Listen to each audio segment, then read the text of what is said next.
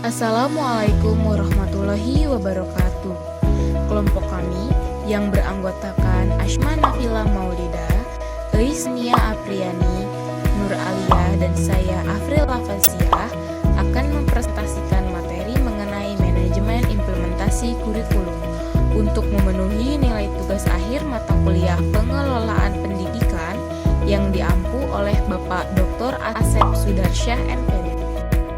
Pertama, mari kita pahami apa itu manajemen kurikulum. Manajemen kurikulum adalah suatu sistem pengelolaan kurikulum kooperatif, komprehensif, dan sistematik dalam rangka mewujudkan ketercapaian tujuan kurikulum. Manajemen implementasi kurikulum harus diarahkan agar proses pembelajaran berjalan dengan baik berdasarkan tolak ukur pencapaian tujuan kurikulum oleh siswa. Lalu, ruang lingkup manajemen kurikulum meliputi perencanaan, pelaksanaan, dan penilaian kegiatan kurikulum. Selanjutnya, prinsip dan fungsi manajemen kurikulum. Terdapat beberapa prinsip manajemen kurikulum, di antaranya yaitu pertama, produktivitas, yaitu hasil yang akan diperoleh dalam kegiatan kurikulum. Kedua, demokratisasi, merupakan pelaksanaan manajemen kurikulum harus berasaskan pada demokrasi. Yang ketiga, kooperatif. Dalam kegiatan manajemen kurikulum diperlukan adanya kerjasama yang positif dari berbagai pihak yang terlibat. Yang keempat, efektivitas dan efisiensi, memberikan hasil yang berguna dengan biaya, tenaga, dan waktu yang relatif singkat.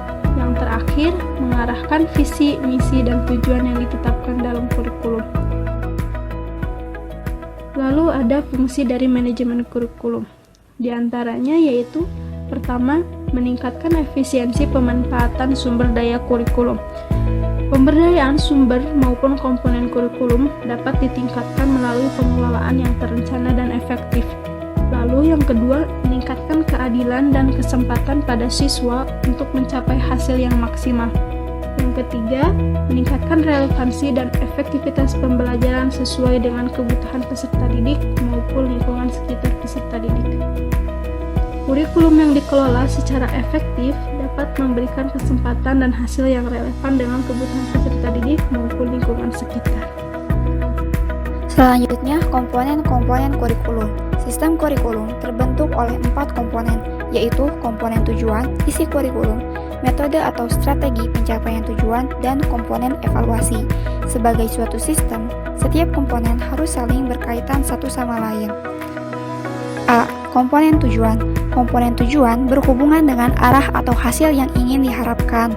Tujuan pendidikan ini diklasifikasikan menjadi 4, yaitu tujuan pendidikan nasional, tujuan institusional, tujuan kurikuler, dan tujuan instruksional atau tujuan pembelajaran. B. Komponen isi atau materi pembelajaran. Isi kurikulum hendaknya memuat semua aspek yang berhubungan dengan aspek kognitif atau pengetahuan, afektif atau sikap dan perilaku, serta psikomotorik, keterampilan atau skill. Isi kurikulum dan kegiatan pembelajaran diarahkan untuk mencapai tujuan dari semua aspek tersebut. Komponen selanjutnya adalah metode. Metode erat kaitannya dengan strategi yang harus dilakukan guru dalam mencapai tujuan. Metode yang dipakai pun harus disesuaikan dengan materi dan tujuan dari setiap pokok bahasan. Guru dengan bebas memilih metode yang cocok untuk membuat proses belajar jadi menyenangkan, serta tujuan pun tercapai. Komponen yang terakhir adalah evaluasi. Evaluasi adalah bagian penting dalam pengembangan dan penyusunan kurikulum. Melalui evaluasi, guru dapat mengetahui efektivitas pencapaian tujuan kurikulum serta bagian-bagian dari kurikulum yang harus diperbaiki.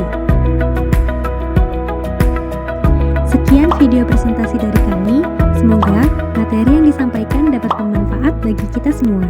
Terima kasih.